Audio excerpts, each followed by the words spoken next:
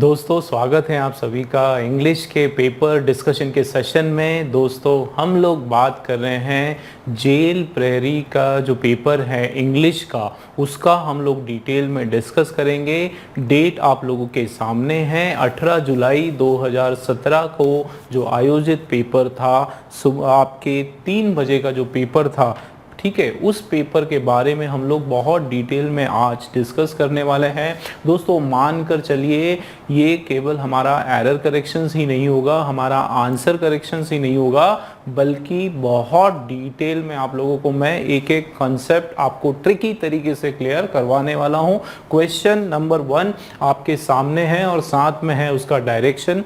आप देखो डायरेक्शन क्या है कि out of the given 4 sentences choose one which is grammatically correct. ये 4 सेंटेंस दोस्तों आपके दिए हुए हैं, इसमें से कोई एक आपका पूरी तरीके से करेक्ट है, बाकी के जो 3 हैं आपके रॉन्ग हैं। आपको करेक्ट वाला आंसर सिलेक्ट करना है। दोस्तों मान के चलो इस तरह के क्वेश्चन लगभग बहुत हाई लेवल की एग्जाम में भी आता है और जेल प्रहरी, आपके आरक्षक, इस लेवल की एग्जाम में भी, यहाँ तक कि बैंकिंग लेवल में भी इस तरह के क्वेश्चंस ये पैटर्न के क्वेश्चंस आते हैं। हालांकि थोड़ा सा डिफिकल्ट होता है वो, बट ये पैटर्न के क्वेश्चन आते हैं जिसमें 4 या 5 ऑप्शंस हैं, कोई एक ऑप्शन आपका जो है करेक्ट होने वाला है। चलिए शुरू करते हैं। तो क्वेश्चन ए हमारा ऑप्शन क्या है, ध्यान देना दोस्तों। क्या लिखा हुआ है कि I have been worked for you for the last 3 months। ठीक है, दूसरा आपका जो लिखा हुआ है I have been working for you for the last 3 months। तीसरा लिखा हुआ है I have been working for you since the last 3 months। I have been worked, फिर क्या लिखा हुआ है I have been worked for you from the last 3 months। दोस्तों एक ही सेंटेंस है, लेकिन इसमें हम एक हिंट का यूज करेंगे। ठीक है, हिंट हमारा क्या है, एक चीज आप देखो दोस्तों, सभी में क्या दिया हुआ है, लास्ट 3 month। ये जो वर्ड दिया हुआ है लास्ट 3 month, दोस्तों ये जो कोई भी, ये आपका एक्चुअली है क्या, ये आपका टाइम फ्रेज है दोस्तों। क्या है ये आपका टाइम फ्रेज, मतलब समय बताने के लिए कुछ शब्दों का यहाँ पर प्रयोग किया गया है। आप देखो समय कोई निश्चित, लास्ट 3 month 3 महीने, जब भी ऐसे समय बताने के लिए कोई प्रयोग किया गया, इसका मतलब उसके पहले आप देखो फॉर आया है ना, यहाँ पर फॉर आया, कहीं पर यहाँ पर सिंस आया और कहीं पे यहाँ पे फ्रॉम आया। दोस्तों याद रखो कभी भी ऐसा समय बोधक कोई आपका फ्रेज आ रहा है, इसका मतलब आपका ये जो सेंटेंस है ये आपका परफेक्ट कंटिन्यूस का सेंटेंस है दोस्तों। ये आपका कौन सा सेंटेंस है, परफेक्ट कंटिन्यूअस का आपका ये सेंटेंस है। और परफेक्ट कंटिन्यूअस का जो फॉर्मूला है वो क्या होता है दोस्तों, परफेक्ट कंटिन्यूअस का फॉर्मूला होता है आपका सब्जेक्ट। ठीक है, उसके बाद या तो अगर मैं प्रेजेंट की बात करूं तो हैज़ हैव प्लस, ठीक है, subject plus has have plus been plus V1 ing, ठीक है, V1 ing प्लस आपका ऑब्जेक्ट भी आ सकता है या फिर कोई दूसरे कोई शब्द अदर वर्ड्स करके आ सकते हैं। और उसके बाद दोस्तों आपका आ जाएगा सिंस या फिर आपका आ जाएगा फॉर, दोनों में से कोई एक आ जाएगा। और उसके बाद जो है आपका टाइम फ्रेज आ जाएगा, टाइम को बताने वाला जो शब्द है, टाइम या जो वर्ड है वो आ जाएगा आपका टाइम फ्रेज। ठीक है ना। तो अगर मैं इस पर्टिकुलर सेंटेंस की बात करूं, क्या लिखा हुआ है, आई लिखा हुआ है। आई हमारा क्या है दोस्तों, सब्जेक्ट है, तो ये हो गया आई। और जैसे कि आप लोगों को पता है कि प्रेजेंट टेंस में जो है आई के साथ क्या आता है, हैव आता है। क्या आता है, हैव। तो ये हो जाएगा आई हैव। ठीक है, हैव आया, उसके बाद आपका बीन आता है दोस्तों। क्या आता है, बीन आता है। आपका बीइंग जो वर्ड है वो नहीं आता है। ठीक है, तो हैज़ बीन, उसके बाद वर्ब के साथ आईएनजी, तो हैज़ बीन वर्किंग, क्या हो जाएगा, हैव बीन, ये आपका हो जाएगा वर्किंग। ठीक है, have been working for you, यहाँ पे आपका जो सब्जेक्ट है, ऑब्जेक्ट है, वो क्या है, फॉर यू। दोस्तों ये सिंस और फॉर में से मैं आप लोगों को बताऊं कि सिंस और फॉर में से मैं आपको बताऊं तो सिंस जो है दोस्तों वो आपका एकदम फिक्स टाइम के लिए आता है, पॉइंट ऑफ टाइम के लिए आता है, और फॉर जो वर्ड है आपका वो आपका पीरियड ऑफ टाइम के लिए आता है, ठीक है, वो आपका पीरियड ऑफ टाइम के लिए आता है, ठीक है। पॉइंट ऑफ टाइम का मतलब है वॉच का टाइम, जैसे ये 2 AM, तो ये सिंस आ जाएगा। लेकिन अगर मैंने बोला 2 मिनट्स तो ये आपका फॉर आ जाएगा। तो एकदम ये यहाँ पर अगर हम देखें तो लास्ट 3 मंथ्स ये आपका जो है कोई निश्चित समय नहीं है, ये अनिश्चित समय की कैटेगरी में आता है। इसको हम लोग पीरियड ऑफ टाइम की बात करते हैं, मतलब यहाँ पर जो है फॉर का जो फॉर्मेशन है वो सही होगा, आपका फॉर आने वाला है। तो यहाँ पे अगर हम लोग इसको देख लें सेंटेंस को हमारे, आप देखो तो I have been working for you for, ठीक है ना दोस्तों, क्या हो जाएगा, I have been working for you for the last 3 months, ये आपका हो जाएगा लास्ट 3 मंथ्स, ठीक है ना, क्लियर हो रहा है आपको। तो ये फॉर्मूला आपको याद रखना है, किसका, परफेक्ट कंटिन्यूस का फॉर्मूला आपको याद रखना है। बिल्कुल उसी के ऊपर ये क्वेश्चन है आपका, उसी के बेस्ड के ऊपर आपका ये क्वेश्चन है, जिसमें क्या हो रहा है कि सब्जेक्ट हैज हैव दोनों में से कोई एक, ये भी आपको पता है दोस्तों, आई यू वी और एक से ज़्यादा हो तो हम लोग हैव लगाते हैं। हैव हम लोग कब लगाते हैं, जब हमारा सब्जेक्ट आई है या यू है या वी है या फिर बाकी के कोई भी प्लूरल्स हैं, तो उन सब के साथ जो है आपका हैव लगता है। और उसी प्रकार से ही या फिर शी या फिर इट या फिर कोई भी बाकी का दूसरा जो है सिंगुलर नाम हो, सिंगुलर नेम हो, तो उन सब के साथ जो है हम लोग हैज़ लगाते हैं। ये आपको पता है दोस्तों, आपने काफ़ी टाइम इसको पढ़ा है। आप देखो तो यहाँ पर आई के साथ हैव आ गया, I have been working for you for the last 3 month, ये हमारा सही यहाँ पे नोटेशन है। आप देख लो फर्स्ट वाला क्या है, आई हैव, यहाँ पे बीइंग आ गया तो मतलब ये हमारा रॉन्ग हो गया, ठीक है दोस्तों, फर्स्ट वाला हमारा रॉन्ग हो गया, फर्स्ट वाला हमारा नहीं आएगा। सेकंड बी वाला देखो आप, I have been working for you for the last 3 months, B वाला दोस्तों एब्सोल्युटली हमारा करेक्ट है, ठीक है, सभी पूरा करेक्ट है। यहाँ देखो I have been working for you, यहाँ तक ठीक है दोस्तों। सिंस नहीं आएगा, क्यों, क्योंकि सिंस हम लगाते हैं एकदम एक्यूरेट टाइम के लिए, फिक्स टाइम के लिए, है ना। लास्ट 3 मंथ अगर मंथ का नाम होता, सपोज सिंस जनवरी हम लगा देते हैं, सिंस फरवरी लगा देते, सिंस अगस्त लगा देते, या फिर सिंस मंडे किसी का नाम एग्जैक्ट नेम सिंस मंडे लगा देते, सिंस ट्यूसडे लगा देते, या फिर पार्ट ऑफ डेज कि दिन का जो हिस्सा है, जैसे सिंस मॉर्निंग लगता है, सिंस इवनिंग लगता है, सिंस आफ्टरनून लगता है, ठीक है ना, सिंस नून लगता है। तो कोई एग्जैक्ट टाइम, एग्जैक्ट डेट, जैसे since 1947, since 2014, since 2016, since 8 o'clock, since 10 o'clock, जो एग्जैक्ट टाइम की बात हो, एग्जैक्ट समय की बात हो, एग्जैक्ट दिन की बात हो, एग्जैक्ट वार की बात हो, तो उसमें सिंस लगाते हैं। और फॉर जो है पीरियड ऑफ टाइम, जैसे फॉर 2 days, जैसे for 3 days, for 2 minutes, for 2 hours, for 2 years, for many years, for some years, है ना, फॉर लास्ट 3 months, तो इस तरह की बात हो दोस्तों तो हम लोग उसमें फॉर लगाते हैं, ठीक है। आंसर तो हमारा आ ही गया, थोड़ा सा हम लोग कंसेप्ट समझने पे ध्यान दे रहे हैं, ठीक है ना। तो यहाँ देखो आई हैव बीन वर्कड, तो वर्क तो होगा नहीं, क्यों, क्योंकि बीन के बाद V1 और उसके बाद ING आने वाला है, ठीक है ना दोस्तों। ये आप लोग क्लियर करो, बहुत इसके क्वेश्चंस बनते हैं, परफेक्ट कंटिन्यूस के क्वेश्चंस बनते हैं। फॉर्मूला आपको बिल्कुल याद रखना पड़ेगा, हैज है, उसके बाद बीन, कभी भी बीन और बीइंग में कंफ्यूज नहीं होना। बीइंग जनरली दोस्तों हम लोग पैसिव में जब करते हैं, ING वाला जो सेंटेंस है आपका, वो जब पैसिव फॉर्म में जब लगता है, जब यूज करते हैं तो उसमें बीइंग लगाते हैं, क्योंकि यहाँ पे बी के साथ ING लगा हुआ है, ठीक है ना। तो उसमें आप लोग ध्यान रखना, ठीक, क्लियर हो गया ये। चलिए नेक्स्ट क्वेश्चन की तरफ बढ़े हम लोग, बी वाला हमारा राइट आंसर है। नेक्स्ट क्वेश्चन देख लेते हैं दोस्तों, सेम डायरेक्शन देख लेते हैं। Out of the given 4 sentence choose the one which is grammatically correct, same pattern है जो फर्स्ट किया था हमने। देखो क्या लिखा है, he has forgive me for all my mistakes, ठीक है, तो ही हैज़ फॉरगिव मी। दोस्तों हैज़ के जो बाद है वर्ब का थर्ड फॉर्म आता है, तो ये तो हमारा गड़बड़ लग रहा है।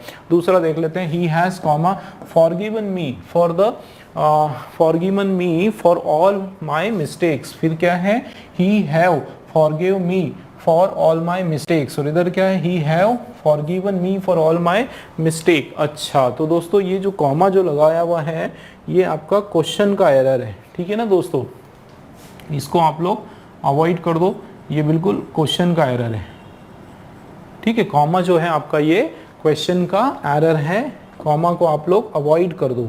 चलिए अब हम लोग बात करते हैं दोस्तों, इसमें आप देखो ये आपका एक और परफेक्ट टेंस का आपका ये सेंटेंस है, ये आपका जो सेंटेंस है ये परफेक्ट टेंस का सेंटेंस है। और देखो हैज़ और हैव आ गया, मतलब ये आपका प्रेजेंट के परफेक्ट टेंस का सेंटेंस है, ठीक है ना, प्रेजेंट परफेक्ट टेंस का सेंटेंस है। फॉर्मूला क्या होता है इसका, सब्जेक्ट होता है, फिर हैज़ होगा या फिर हैव होगा, और वर्ब का हमेशा थर्ड फॉर्म होता है, और उसके बाद अदर वर्ड्स, है ना, OW का मतलब होता है अदर वर्ड्स। जैसे कि मैंने पिछले लेक्चर में उसमें बताया था स्लाइड में कि हैज़ जो है वो आपका जब आपका सब्जेक्ट, ठीक है ना, जब आपका सब्जेक्ट सिंगुलर हो, या तो ही हो, मैं स्पेसिफाई कर रहा हूँ, शी हो, ठीक है ना, इट हो, या कोई भी सिंगुलर कोई भी नाम की अगर बात हो रही है, सिंगुलर नेम हो रहा है, तो उस केस में दोस्तों हैज़ आ जाएगा। और अगर हम लोग आए, दोस्तों आए हो गया और यू हो गया, ये फर्स्ट पर्सन सिंगुलर प्रोनाउंस होते हैं, ठीक है, फर्स्ट पर्सन सिंगुलर प्रोनाउन होते हैं, लेकिन एक चीज़ याद रखो, इनको हमेशा प्लूरल की तरह हमको ट्रीट करना है, ठीक है। फर्स्ट पर्सन के सिंगुलर के प्रोनाउन जो है आई और यू, इनको हमेशा आपको प्लूरल की तरह ट्रीट करना है, याद रखना है बिल्कुल दोस्तों, ठीक है। आई यू, ये हो गया आपका वी, ठीक है, ये फिर आपका दे, ठीक है, ये फिर और भी बाकी के जितने भी आपके प्लूरल नाम हैं या कोई भी प्लूरल वर्ड्स हैं, उन सब के साथ जो है हैव लगाएंगे हम लोग। क्या लगाएंगे हम लोग, हैव लगाएंगे। ये आप लोगों को बिल्कुल याद रखना है। बिल्कुल आप दिमाग में अभी काफ़ी सारी कन्फ्यूजन होगी, सर आई और यू सिंगुलर होते हुए प्लूरल की तरह क्यों हम लोग उनको रखते हैं। उसका एक रीज़न ये है कि दोस्तों हम लोग तीन तरीके से डिसाइड करते हैं। एक तो वो पर्सन के हिसाब से भी हम लोग चूज़ करते हैं कि हम लोग इसके साथ इसको सिंगुलर माने कि प्लूरल माने। तो ये आई और यू जो है फर्स्ट पर्सन सिंगुलर प्रोनाउन जो है, ये हमेशा जो है इनका क्या होता है, हमेशा इनको हम लोग प्लूरल की तरह ट्रीट करते हैं, इनको हमेशा हम लोग जो है प्लूरल ही मान के चलते हैं, ठीक है ना। तो ये आप लोगों को याद रखना है, इनको हमेशा हम लोग प्लूरल की तरह ट्रीट करते हैं। तो ये हो गया आपका, इनके साथ हैव आएगा। चलिए मैं क्वेश्चन पर आ जाता हूँ। तो फॉर्मूला आपके सामने है, देखो क्या है, सब्जेक्ट हैज और हैव, वर्ब का थर्ड फॉर्म। चलो ही हैज फॉरगिव, तो फॉरगिव जो है ये V2 है, हमको चाहिए V3, तो ये रहा फॉरगिवन V3 हो गया, ये हैज करेक्ट V3 हो गया। Me for all my mistake, he have forgive me all, हाँ तो हैव के बाद हैव तो यहाँ पे आएगा नहीं, ही के साथ जो है हैज़ प्रॉपर है, तो ये आपका रॉन्ग हो गया, ये आपका रॉन्ग हो गया, ये आपका रॉन्ग हो गया दोस्तों, ठीक है ना। हमारा जो राइट आंसर है वो आपका कौन सा, बी वाला, B1 is the right answer, ठीक है ना दोस्तों। चलो नेक्स्ट क्वेश्चन देख लेते हैं। क्वेश्चन नंबर 3 हमारा है, out of the given 4 word only 1 is spelled correctly, find the word that is correctly spelled. दोस्तों 4 ऑप्शंस आप लोगों के सामने हैं, पैरेलल, पर्टिकुलरली, पैक्यूलियर और परमानेंट। इनमें से जो है ओनली 1 इज स्पेल्ड करेक्टली, इसका मतलब किसी एक की जो स्पेलिंग है वो बराबर है, बाकी सबकी स्पेलिंग्स रॉन्ग है। चारों की स्पेलिंग आप लोगों को पता होना चाहिए। चलिए देख लेते हैं एक एक करके। ये जो वर्ड है आपका पैरेलल, समांतर जो चीजें है, इसका मीनिंग होता है, पैरेलल की स्पेलिंग आपकी रॉन्ग है। क्यों दोस्तों, इसकी जो राइट स्पेलिंग है PARALLEL, डबल एल आने वाला है। पैरेलल हमारा क्या हो गया, रॉन्ग हो गया। नेक्स्ट देखो बी वाला पैक्यूलियर, पैक्यूलियर में भी आपका ये आपका एरर आ गया यहाँ पर। इसकी स्पेलिंग जो है PECULIAR होता है, पैक्यूलियर होता है, ए आता है, ई नहीं आता है। आपका बी वाला भी जो है रॉन्ग हो गया। नेक्स्ट आप देखो पर्टिकुलरली, पर्टिकुलरली। तो पर्टिकुलर में ये आपका ई का एरर आ गया, ठीक है ना। इसमें आपका होगा PARTICULARLY, पर्टिकुलरली। तो आपका ये भी स्पेलिंग का एरर हो गया। परमानेंट जो है वो आपका करेक्ट है, PERMANENT, परमानेंट जो है वर्ड वो आपका एब्सोल्युटली करेक्ट है। तो स्पेलिंग के आपके दो एरर्स आते हैं दोस्तों। देखो दूसरा क्वेश्चन भी इसी टाइप का है।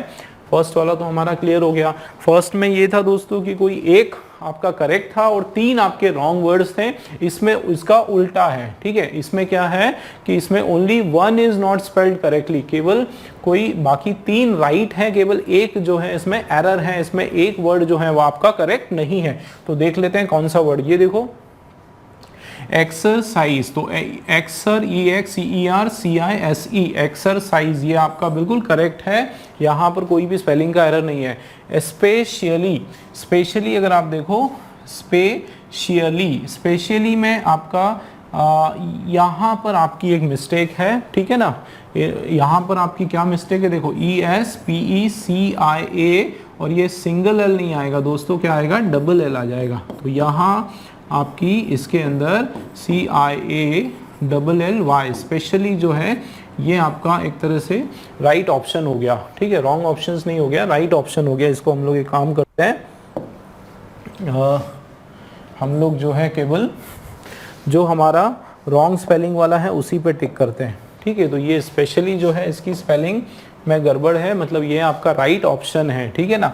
इनॉर्मस जो है इसकी स्पेलिंग एकदम करेक्ट है, इसकी स्पेलिंग करेक्ट है, एक्सीलेंट की स्पेलिंग आपकी करेक्ट है, स्पेशली की स्पेलिंग हमने देख लिया, ठीक है। तो 2 मार्क्स तो आपके जो है इससे कवर होंगे। अगला क्वेश्चन देखो डायरेक्शन के साथ, find the word which can be replaced for the given sentence. एक शब्द हमको इनमें से ढूंढना है दोस्तों। ये जो वर्ड है, सॉरी, ये जो आपका सेंटेंस है यहाँ से लेके यहाँ तक, इसको एक सिंगल वर्ड में हमको डिफाइन करना है। इसके लिए एक वर्ड हमको ढूंढना है। क्या लिखा हुआ है आप देखो, a line at which the earth and the sky seem to meet. ये आपको याद होना चाहिए। आपकी थोड़ी सी वोकेबलरी जो है, आपका 1 वर्ड्स का जो प्रैक्टिस है वो अच्छा होना चाहिए, तो आप इसको आसानी से कर सकते हो। ट्रिक इसमें लगा सकते हो कि भाई ये अर्थ के बारे में बात हो रही है। अर्थ के उसमें जब आप GS वगैरह में आप लोगों ने पढ़ा होगा तो आपने देखा होगा ये होराइजन, हॉरिजॉन्टल जो है उसके आपका अर्थ से रिलेटेड शब्द है। तो होराइजन जो है इसका यहाँ पे करेक्ट आंसर है। क्यों? क्योंकि धरती से रिलेटेड ये शब्द है होराइजन, ठीक है। और इसका मीनिंग भी वही होता है कि होराइजन जो है एक ऐसी लाइन होती है जिस पर क्या होता है कि अर्थ और स्काई जो है, ऐसा लगता है जैसे कि अर्थ और स्काई दोनों एक दूसरे से मिल रहे हो, है ना। उस लाइन को जो है, इमेजिनरी जो लाइन है, उसको होराइजन कहते हैं। तो इसका जो सही आंसर है दोस्तों वो आपका होराइजन है। अगर मैं एम्ब्रोजिया को देखूं तो एम्ब्रोजिया दोस्तों ये होता है फूड। ये एक प्रकार का फूड होता है, एक प्रकार का खाना होता है, ठीक है। टेकन बाय, ये एक प्रकार का ऐसा खाना होता है जो ग्रीक एंड रोमन, पुराने समय में ऐसी मान्यता है कि जो ग्रीक और रोमन गॉड जो है, जो ईश्वर, उनके जो भगवान हैं, वो ये खाना खाते थे, है ना। एक प्रकार का फल मान लो इसको, एक प्रकार का फूड मान लो, उसको हम लोग बोलते हैं एम्ब्रोजिया, ठीक है। हेल का मतलब होता है नर्क, ठीक है। हेल का जो मतलब है वो होता है नर्क। और वैसे ही पैराडाइज का मतलब होता है स्वर्ग की तरह, एक ऐसी जगह जहाँ मृत्यु के बाद इंसान जो है चैन की नींद रहता है, बिल्कुल आराम करता है ना। आराम करने की कोई जगह स्वर्ग, है ना। तो इसको आप लोग जो है स्वर्ग के समान एक बहुत ही खूबसूरत सी जगह, जहाँ मानते हैं कि लोग अच्छे कर्म करते हैं तो उसके बाद वो पैराडाइज उनको प्राप्त होती है, हेवन उनको प्राप्त होता है, ठीक है। तो पैराडाइज जो है आपका एक तरह का हेवन, इसको आप बोल सकते हो, ठीक है ना। ये भी क्लियर हुआ हमारा।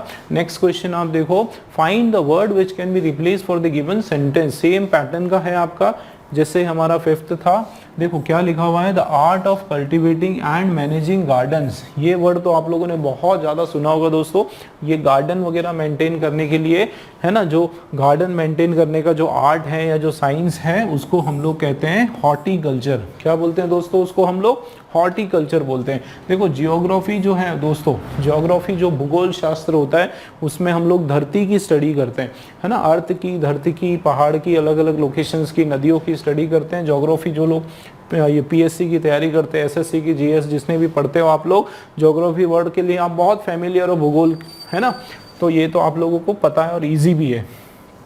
कैलीग्राफी जो है दोस्तों ये आर्ट ऑफ हैंडराइटिंग होता है, ठीक है, आर्ट ऑफ हैंडराइटिंग होता है आपका, ठीक है, जो राइटिंग जो हाथ से हम लिखते हैं। और कैलीग्राफी बिल्कुल अलग अलग बढ़िया स्टाइल में लोग जो अलग अलग हैंड राइटिंग्स में निकालते हैं ना, तो वो सारा कैलीग्राफी के उसमें आता है, साइंस में। आर्ट, ये आर्किटेक्चर वर्ड भी आप लोगों ने सुना होगा, इंटीरियर डिजाइनर शब्द आपने सुना होगा। जो आर्किटेक्चर होता है वो बिल्डिंग की पूरी डिज़ाइन तैयार करता है। आपका मकान बनवाना है तो आर्किटेक्चर वो बताता है कि किस तरीके से आप ज़्यादा से ज़्यादा आप स्पेस जो है, कम स्पेस में अच्छी ज़्यादा से ज़्यादा कमरे वगैरह निकाल सकते हो, बहुत डेकोरेटिव तरीके से आपका मकान बना सकते हो, बहुत ही सजा हुआ दिखना चाहिए, स्टाइलिश आपका मकान दिखेगा बाहर से। वो सारा का सारा काम जो डिज़ाइन वगैरह का काम है, मकान को डिज़ाइन करने का जो वर्क है, वो सब का सब जो है वो आर्किटेक्चर का काम होता है, ठीक है ना दोस्तों। तो राइट आंसर हमारा क्या हो गया, हॉर्टिकल्चर हमारा राइट है। देखो 7th वाला क्वेश्चन आप लोगों के सामने है। Sentence with an underlined idiomatic expression is given. What is the meaning of the idiomatic expression a lion's share? ये दोस्तों आपका एक idiom है, ठीक है, जिसको हिंदी में हम लोग मुहावरे, ठीक है ना, हिंदी में इसको हम लोग मुहावरे या फिर कोई कहावत हो तो उसको लोकोक्ति बोलते हैं, ठीक है, लोकोक्तियाँ बोलते हैं उसको, लोकोक्तियाँ, मुहावरे और लोकोक्तियाँ, उसका ये आपका प्रश्न है। हालांकि ये आपका एक मुहावरा है, लायन शेयर, लायन मतलब शेर, तो शेर मतलब कोई बहुत ही पावरफुल, पावर से यहाँ पे उसका। हालांकि क्या होता है दोस्तों, जब तक आप कभी इसके बारे में सुनोगे नहीं, है ना, तब तक आप एकदम गैस भी नहीं कर पाओगे कि इसका मीनिंग ये भी होता है। तो कहीं ना कहीं आपको एक बार भी अगर आपको पढ़ लिया आपने कहीं पर, तो आपको चीज़ें क्लियर हो जाएगी कि हाँ इसका मीनिंग आप कभी नहीं भूलोगे, मतलब ईजी रहता है। चलिए तो देख लेते हैं क्या लिखा हुआ, ये यहाँ से लेके यहाँ तक हमको इसमें देखना है। तो देखो, reputable charities spend the lion's share of donations on aid and a tiny fraction on administration. इसका अगर मीनिंग हम लोग देखें तो रेप्यूटेबल चैरिटीज़, जो बहुत सारी जो सामाजिक संस्थाएं हैं, बहुत प्रसिद्ध जो सामाजिक संस्थाएं हैं, वो क्या करती है, वो खर्च करती हैं लायंस शेयर। तो शेयर मतलब हिस्सा, ठीक है, शेयर का मतलब होता है यहाँ पे आपका हिस्सा, तो शेर का हिस्सा नहीं होगा यहाँ पे, ज़्यादातर हिस्सा, बड़ा हिस्सा, ठीक है। लायन जो है बड़ा होता है, विशाल होता है, डेंजर होता है, भयंकर होता है, ठीक है। तो उस तरीके से थोड़ा सा आप लोग इसको समझ सकते हो। तो यहाँ पे बड़ा हिस्सा, जो बड़ा भाग है, बड़ा पार्ट जो है, उसकी यहाँ बात हो रही है कि जो बड़ी बड़ी जो चैरिटीज़ होती है, जो रेप्यूटेबल चैरिटीज़ होती है, सामाजिक संस्थाएं होती हैं, वो क्या करती हैं, बड़ा जो हिस्सा है किसका, डोनेशन, उनके पास जो भी डोनेशंस आते हैं उसका बड़ा हिस्सा वो एड्स पे शेयर करती। एड का मतलब होता है दोस्तों को मदद करना, सहायता प्रदान, ठीक है, सहायता, एड का यहाँ पर मतलब है सहायता देने में हेल्प करती, लोगों को मदद करती है। एंड टाइनी फ्रैक्शन, बहुत ही छोटा सा फ्रैक्शन वो यूज़ करती है एडमिनिस्ट्रेशन में, मतलब उनकी सैलरी वगैरह देने में, जो उनके यहाँ वॉलंटियर्स काम करते हैं उनके आने जाने का, ट्रांसपोर्ट वगैरह में खर्च करने में, मतलब ज़्यादातर जो पैसा है वो लोगों की मदद में ही वो लोग खर्च करते हैं, है ना। तो अब ये तो समझ में आ गया, बड़ा हिस्सा। देख लेते हैं, 4 ऑप्शन है आपके सामने। द स्मॉलेस्ट पार्ट, दोस्तों छोटा पार्ट नहीं होगा, छोटे पार्ट की बात नहीं हो रही। The portion reserve for animals, तो एनिमल्स और बर्ड्स के लिए यहाँ पर उस सेंस में बात नहीं हो रही है। देखो क्या हो गया, the largest part of most of something, जो बड़ा हिस्सा, सबसे लार्जेस्ट पार्ट, ठीक है ना।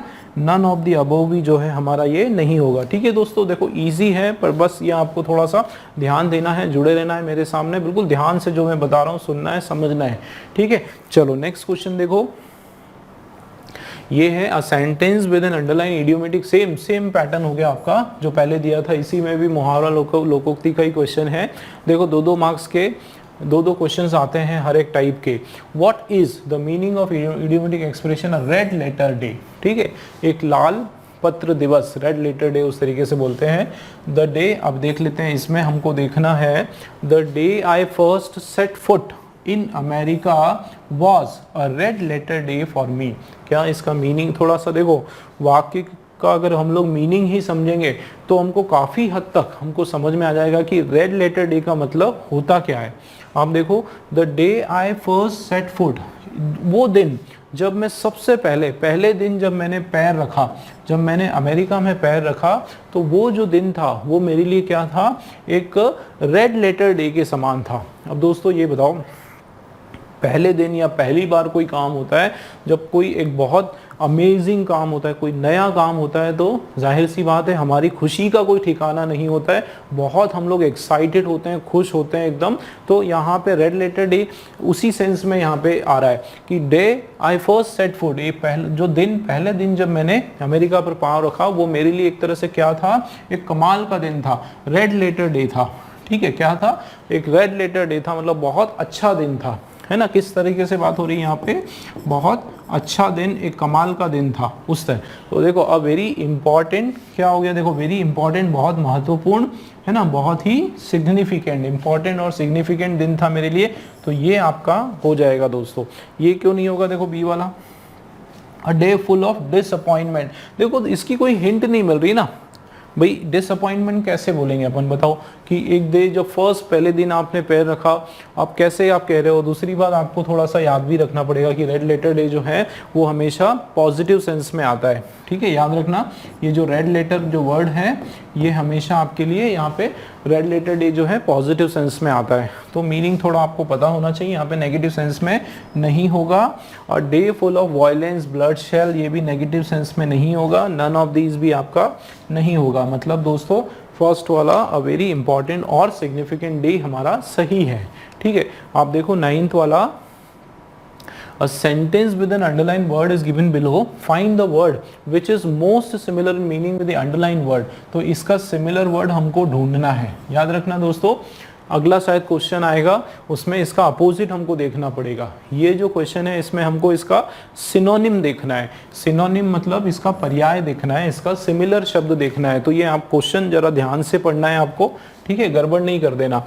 मैग्निफिसेंट जो वर्ड कई बार आप लोगों ने सुना है, city has a magnificent park, मतलब बहुत सुंदर, है ना, बहुत सुंदर। एकदम सरल इसका वो निकालें तो क्या होता है, मैग्निफिसेंट मतलब बहुत ही सुंदर, बहुत ही अच्छा दिखने वाला आपका वो पार्क है। तो डार्क, तो ये आपका नेगेटिव हो गया। एक तरीका और है, ये आपका पॉजिटिव शब्द है। भाई अच्छाई हो रही है ना, तारीफ हो रही है ना, तो पॉजिटिव शब्द है। डार्क अंधकार जो है वो आपका नेगेटिव शब्द है। कन्फाइंड का मतलब होता है दोस्तों बहुत ही छोटे स्थान में सिमटा हुआ। ठीक है, सिमटा हुआ मतलब ये आपका छोटा, छोटे के सेंस से आपका कन्फाइंड होता है। तो यहाँ पे मैग्निफिसेंट जो है वो छोटा, ये भी आपका नेगेटिव वर्ड हो गया। तो यहाँ पे उस तरह की हम लोग बात नहीं कर रहे हैं। ठीक है, नेगेटिव सेंस में हम लोग बात यहाँ पे नहीं हो रही है। तो ये भी आपका जो है कन्फाइंड, ये भी आपका नहीं होगा। डार्क भी आपका नहीं होगा। स्प्लेंडिड, स्प्लेंडिड का मतलब होता है बहुत ही मैग्निफिसेंट, बहुत ही सुंदर। तो ये आपका हो गया, ये आपका हो गया। ठीक है, स्प्लेंडिड मतलब बहुत ही सुंदर। नैरो का मतलब होता है देखो सकरा, ठीक है, सकरा या छोटा, तो ये भी आपका नहीं होना है। स्प्लेंडिड का मतलब ही होता है ब्यूटीफुल या मैग्निफिसेंट। ब्यूटीफुल हो गया, ठीक है, अमेजिंग हो गया, ठीक है, सीनिक हो गया, मैग्निफिसेंट हो गया। इस तरीके से वो उसके सारे पर्यायवाची हैं। स्प्लेंडिड आपका राइट आंसर है। ठीक है, चलिए नेक्स्ट क्वेश्चन देख लेते हैं। 10th वाला क्वेश्चन क्या दिया हुआ है, direction, a sentence with an underline word is given below. एक सेंटेंस दिया हुआ है, आपको बताना है find a word which is an opposite. ये देखो वो अपोजिट मीनिंग वाला वर्ड अपने को पता करना है। देखो यहाँ से यहाँ तक आपका सेंटेंस है, I certainly hope to gain a little wisdom. यहाँ पे आपको इस वर्ड का अपोजिट लेना है। किसका, विजडम का अपोजिट आपको बताना है। देखो क्या लिखा हुआ है, I certainly hope to gain a little wisdom as I grow older. ठीक है, तो I certainly hope to gain a little wisdom as I grow older, मतलब क्या बोल रहे हैं कि मैं जरूर चाहूँगा, ठीक है, मैं जरूर चाहूँगा अ लिटिल विजडम। विजडम का मतलब होता है एक इंटेलिजेंस, है ना, एक इंटेलिजेंस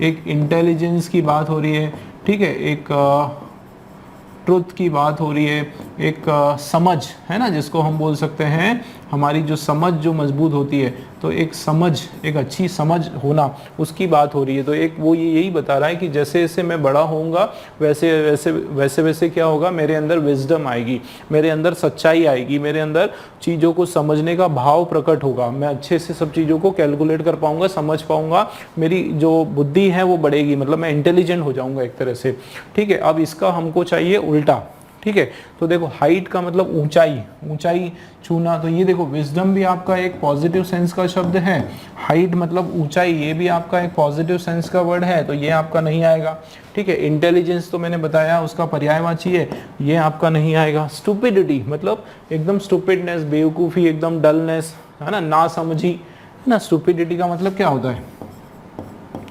ना समझी, है ना, ना समझी, तो उसी सेंस में ये आ गया, तो ये आपका सही हो गया अपोजिट वर्ड, ठीक है। स्टैच्योर का मतलब होता है एक पोजीशन, है ना, एक हाइट, उसको हाइट के सेंस में ले लो आप, उसको किसी पोजीशन के सेंस में ले लो, ठीक है। तो यहाँ पे, या फिर लंबाई, है ना, हाइट लंबाई, लंबाई के सेंस में ये यहाँ पे आ जाएगा, तो ये भी आपका जो है स्टैच्योर भी आपका नहीं होगा, ठीक है ना दोस्तों, क्लियर है। तो मीनिंग आपको थोड़ा इसका याद रखना पड़ेगा, इसका अपोजिट जो है आपका स्टूपिडिटी होता है। नेक्स्ट क्वेश्चन देखो आप, a sentence with an underline word is given below, find the word which is opposite to the highlighted word from the given option. तो अब हमको इसका अपोजिट देखना है, कौन से वर्ड का अपोजिट देखना है, saw the seeds in pot, sorry, तो यहाँ पे इसकी बात हो रही है, 100 की बात हो रही है। चलिए देख लेते हैं। तो 100 का मतलब क्या होता है दोस्तों, 100 का मतलब उगाना, भाई उसके अंदर उसको सीड को डालना, उसमें उगाना, चोपना जिसको बोलते हैं, है ना, बहुत एक उगाना बोल सकते हो, या फिर उसको चोपना बोलते हैं, चॉप, ठीक है, चौपना बोलते हैं उसको, उसमें लगाना, ठीक है, उगाना, लगाना, जमीन में लगाना। तो इसका हमको क्या चाहिए, अपोजिट चाहिए, ठीक है, उगाना या फिर चौपना या फिर लगाना, लगाना के सेंस में यहाँ पे बात हो रही है, हमको इसका अपोजिट चाहिए। तो सोक का, सोक करना मतलब उसको उसको उसके अंदर गलाना, ठीक है, सोक का मतलब गलाना, तो सोकिंग ये तो होगा नहीं, ठीक है, उसमें डुबाना, डुबाने से मतलब है ये किसी चीज को पानी के अंदर डुबाना, उसे डिप का मतलब भी होता है उसके अंदर डालना, ठीक है, डालना या फिर डुबाना, उस सेंस में आ रहा है। रीप का मतलब होता है कट करना, रीप का मतलब क्या होता है, कट करना या फिर काटना। तो यहाँ पे आप देख लो काटने के सेंस से यहाँ पे आ रहा है। बरी का मतलब होता है उसको दबाना, उसके अंदर बिल्कुल मिट्टी के अंदर बरी करना, मतलब उसको दबा देना। तो जाहिर सी बात है हमारा रीप जो है वो राइट आंसर हो जाएगा आपका, ठीक है। उसका अपोजिट सेंस में उसको काटना, काटने के सेंस से बात हो रही है। देखो 12th question, in the given sentence there might be an error, कुछ एरर होगा इसके अंदर, find out which part of the sentence has an error, कौन से सेंटेंस में एरर है। देखो if there is no error mark your answer as D, नहीं है तो डी करना है। चलिए क्या लिखा है, you haven't met him, hasn't you, ठीक है दोस्तों। ये आपका जो है ये आपका इंट्रोगेटिव फॉर्म का सेंटेंस है, ठीक, कौन से फॉर्म का सेंटेंस है ये आपका, इंट्रोगेटिव फॉर्म का आपका सेंटेंस है दोस्तों। इसमें याद रखना बहुत इजी है ये, और ये क्वेश्चंस बहुत आते हैं प्रहरी में, तो खास करके आरक्षक वगैरह में ये इस तरह के क्वेश्चन बहुत आते हैं। आपको बस एक चीज़ का याद रखना है कि अगर यहाँ पे नेगेटिव है, ध्यान रखना, यहाँ पर अगर आपका नेगेटिव कोई वर्ड है तो यहाँ पे जो वर्ड है वो आपका क्या हो जाएगा, पॉजिटिव हो जाएगा, बस आपको ये याद रखना है। दूसरा आपको याद रखना है कि अगर यहाँ कोई पॉजिटिव वर्ड हो गया, अगर ये पॉजिटिव है तो यहाँ पे आपको नेगेटिव करना है, नॉट करना है, क्या करना है, नॉट करना है। अगर आप देखो यहाँ पे पहले से हैवेंट है, यहाँ पे पहले से क्या लिखा हुआ है, हैव और नॉट लिखा हुआ है, ठीक है ना, हैव नॉट लिखा है, तो यहाँ पे आप हैव नॉट नहीं करोगे, केवल हैव कर दोगे, हैव यू, ठीक है। और एक चीज याद रखना दोस्तों कि यू यहाँ पर भी क्या है, यू लगा हुआ है, क्या लगा हुआ है यहाँ पे, यू, तो यू के साथ जो है क्या आता है, हैव आता है, यू के साथ क्या आता है, हैव आता है, तो यहाँ पर भी जो है हैव ही आएगा। यहाँ पे भी यू के साथ क्या आने वाला है, हैव यू। इसका मतलब एरर जो है हमारा सी के अंदर एरर है, ठीक है ना।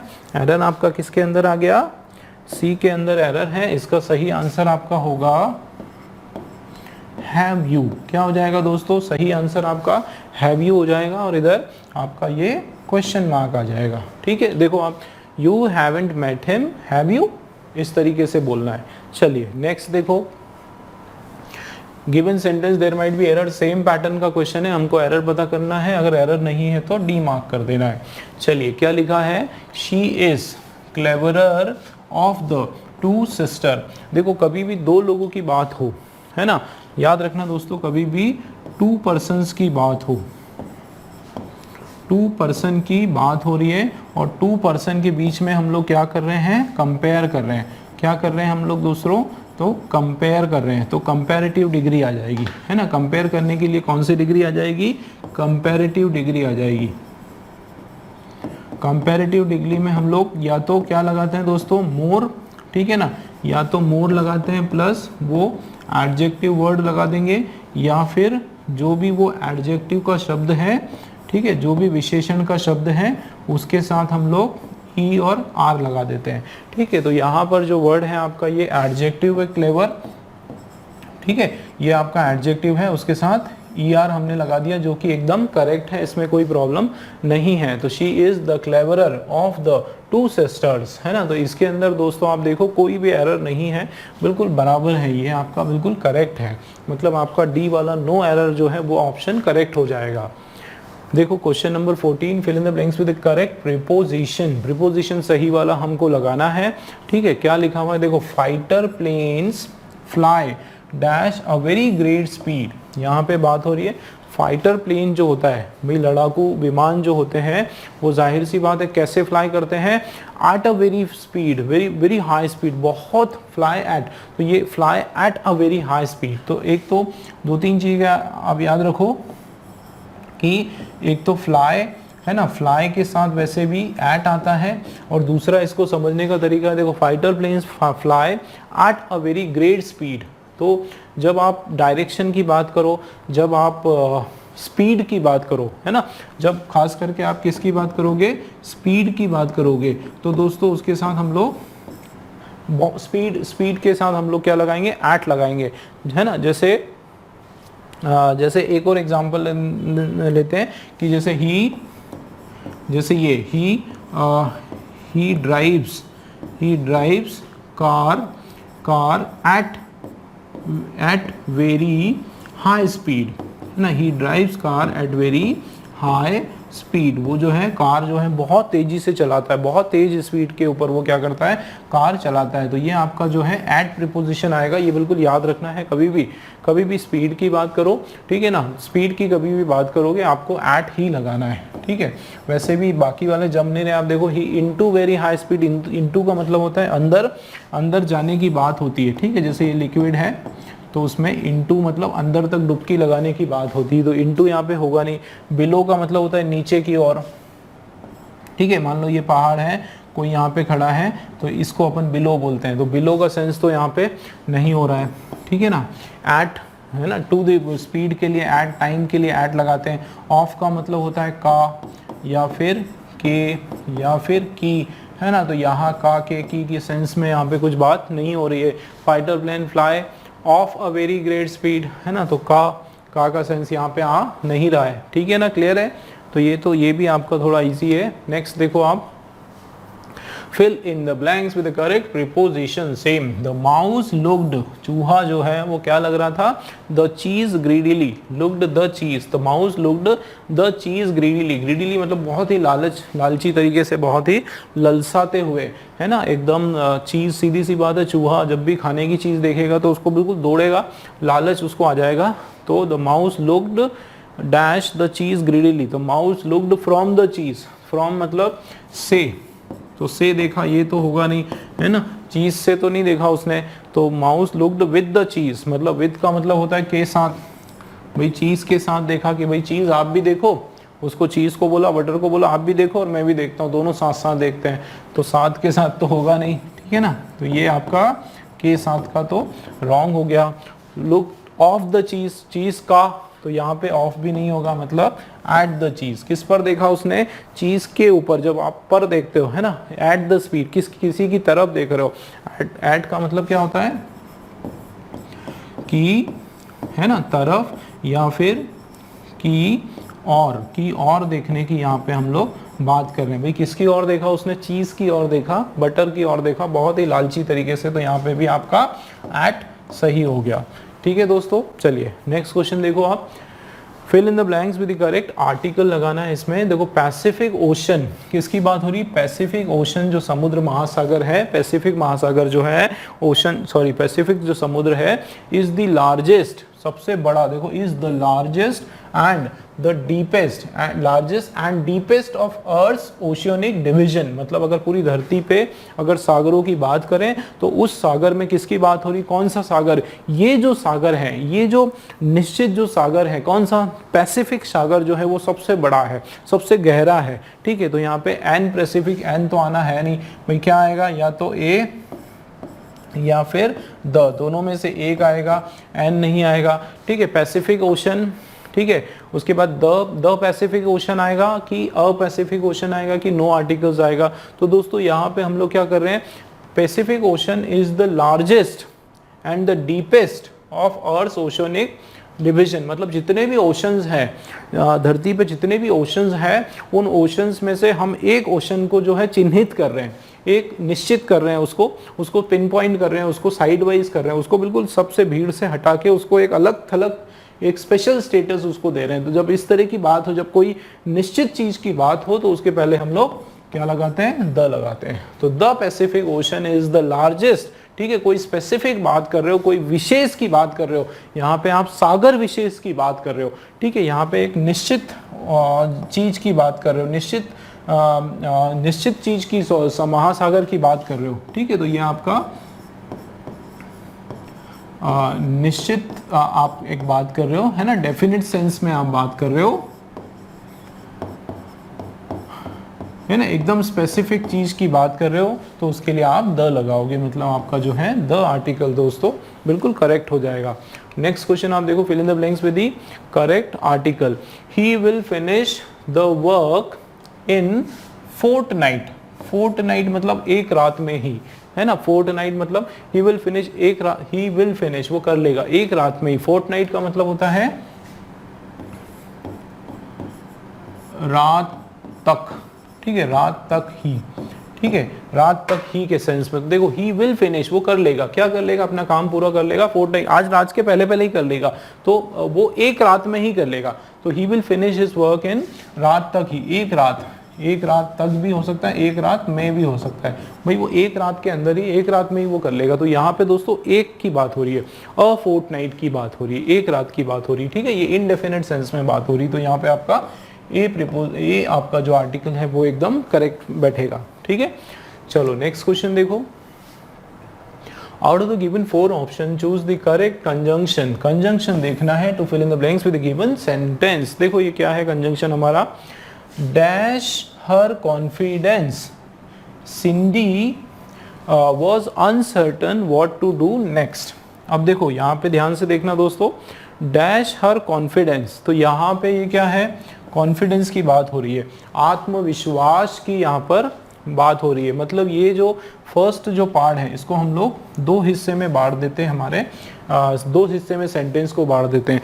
तो देखो फर्स्ट डैश हर कॉन्फिडेंस, तो पहला जो है इसमें एक पॉजिटिव बात हो रही है ना, उसके आत्मविश्वास की बात कर रही है, उसके अंदर कॉन्फिडेंस है। दूसरा आप देखो Cindy was uncertain what to do next. दोस्तों अनसर्टन मतलब नॉट श्योर, है ना। अनसर्टन का मतलब क्या होता है? किसी चीज के लिए वो कॉन्फिडेंट नहीं होना, श्योर नहीं होना, है ना, एकदम डिसीजन नहीं ले पाने का भाव। मतलब एक तरह से एक नेगेटिव सेंस में यहाँ पे बात हो रही है कि वो निश्चित नहीं कर पा रही है कि क्या करना चाहिए उसको आगे।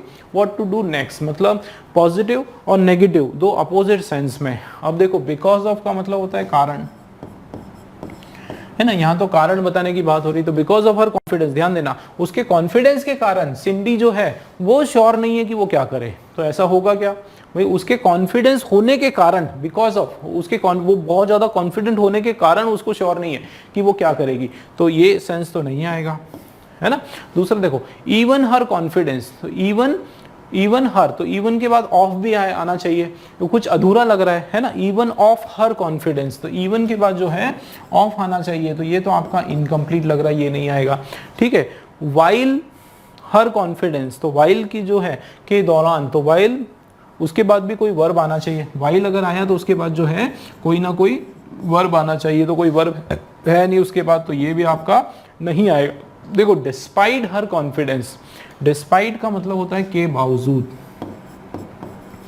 ठीक है ना। डिस्पाइट का मतलब होता है के बावजूद, भाई किसके बावजूद, उसके कॉन्फिडेंट होने के बावजूद, कॉन्फिडेंस इतना ज्यादा, आत्मविश्वास उसके अंदर था, उसके बावजूद जो है क्या हुआ कि सिंडी जो है वॉज अनसर्टन, वो डिसाइड नहीं कर पा रही थी कि वो आगे क्या करे, ठीक है, क्या करे, वो श्योर नहीं हो पा रही थी। डिस्पाइट, देखो दोस्तों डिस्पाइट जो है, डिस्पाइट का एक मतलब होता है इंस्पाइट ऑफ, ठीक है। डिस्पाइट का जो मतलब है वो होता है इंस्पाइट ऑफ, तो या तो आप इंस्पाइट ऑफ लिखो या फिर डिस्पाइट लिखो, दोनों का मीनिंग सेम है, ठीक है, लेकिन दोनों का मतलब होता है के बावजूद, उसके बावजूद जो है वो ये नहीं कर पा रही थी कि वो आगे क्या करे। चलो नेक्स्ट देखो, out of the given 4 option choose 1 to join the 2 sentences given below to make a meaningful sentence, ठीक है।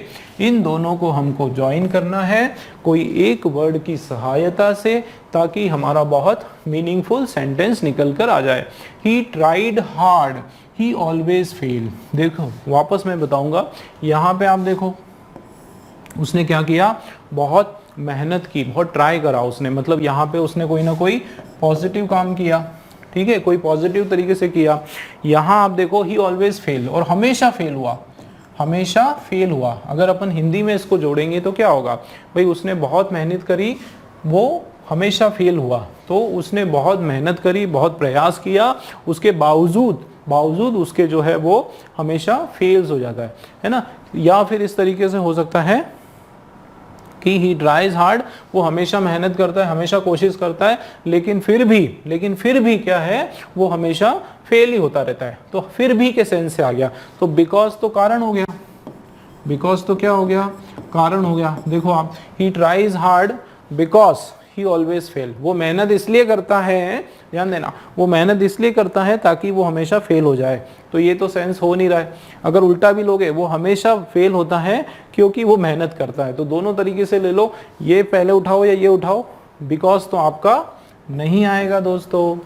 ये देखो एस का मतलब भी बिकॉज ही होता है ना, एज का मतलब भी इसी सेंस में, कारण बताने के लिए ही। देखो he tries hard as he always fail, वो मेहनत करता है चूंकि वो हमेशा फेल होता है ना। तो एज का मतलब यहाँ पे चूंकि, कारण बताने के लिए हो रहा है, तो ये भी आपका जो है नहीं होगा, ठीक है ना। अगला क्या है आपका, अगला क्या है आपका सिंस, है ना। तो ही tries hard since he always fail, तो ये भी आपका चूंकि के सेंस में आ रहा है ना, कि क्योंकि वो हमेशा फेल होता है। देखो ये क्योंकि, ये सेंस भी जो है आपका यहाँ पे क्योंकि के सेंस में आ रहा है कि वो हमेशा फेल होता है इसलिए वो मेहनत करता है, या वो हमेशा मेहनत करता है क्योंकि वो हमेशा फेल होता है, तो ये भी आपका नहीं होगा। तो ये आपका दोस्तों सही हो गया। दो का मतलब होता है हालांकि, ठीक है, हालांकि के सेंस में, और यद्यपि भी हो सकता है इसका मीनिंग, यद्यपि,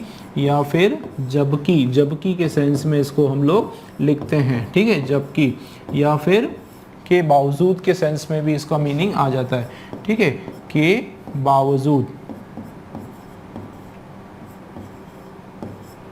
के बावजूद के सेंस में हम लोग इसको लिख देते हैं, ठीक है, कि बावजूद उसके वो इतनी मेहनत करता है, उसके बावजूद जो है वो क्या हो जाता है, ये मैं यहाँ पे फिर से लिख देता हूँ, वो इतनी, है ना, के बावजूद,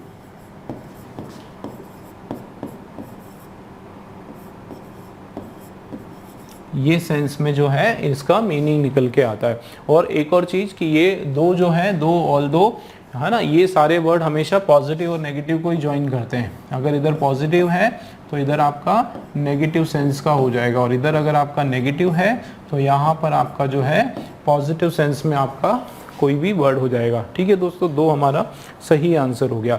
चलिए लास्ट क्वेश्चन है हमारा इस क्वेश्चन पेपर का, देख लेते हैं। Out of the given option choose the most appropriate one to fill in the blank. सबसे अप्रोप्रिएट हमको ढूंढना है। ठीक है, देख लेते हैं। I dash written to her but I did not get time. I dash written to her but I did not get time. तो क्या यहाँ पे बोल रहा है? तो हाँ, अब इसमें अगर आप देखो ऑप्शंस, तो I cannot have, दूसरा है I should have, फिर है I should not written और I should written। ठीक है, तो दोस्तों ये जो रिटर्न है ये आपका वर्ब का थर्ड फॉर्म है। ठीक है, वर्ब का थर्ड फॉर्म है। तो वर्ब का थर्ड फॉर्म है मतलब यहाँ पे या तो ये आ सकता है हैव, है ना, या तो आपका कुड हैव आ सकता है।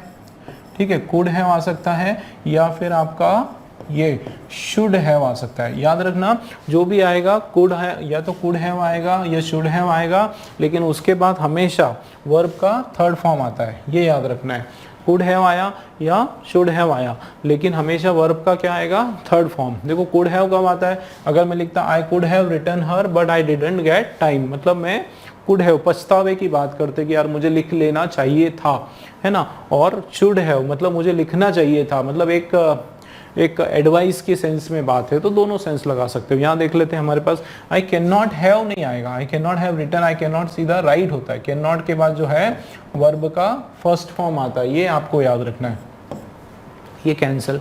तो ये शुड नॉट है ना, शुड जो आया दोस्तों, शुड आया या शुड नॉट आया, उसके बाद भी जो है वर्ब का फर्स्ट फॉर्म आता है। शुड के बाद भी जो है आपका वर्ब का फर्स्ट फॉर्म आता है, मतलब शुड भी नहीं आएगा। शुड हैव आपका सही है, क्योंकि शुड हैव और उसके बाद हमेशा वर्ब का थर्ड फॉर्म आता है, ये आपको याद रखना है।